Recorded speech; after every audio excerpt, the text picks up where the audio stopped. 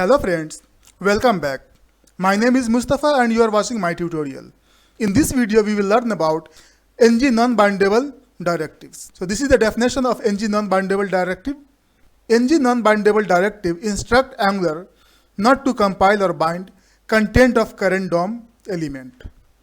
It is useful when we want to display code snippet instead of compiled output. So let's do a practical demo, then I will come back to same definition to understand it. This is the code.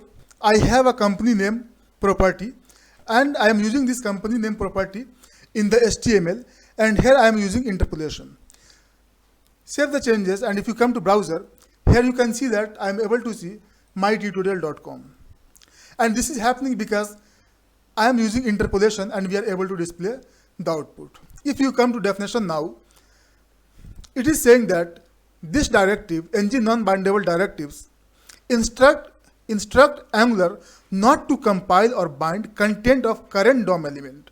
Content of current DOM elements mean content of this DOM element, this div element.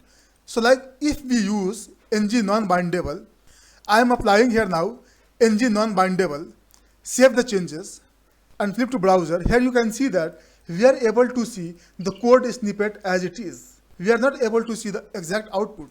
So if you see this definition now, it will be easier for you to understand.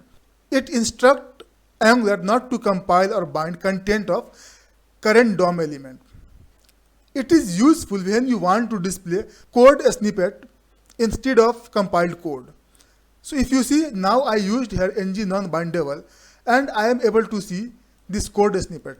It is not getting compiled. We are able to see this code as it is. And you can see here.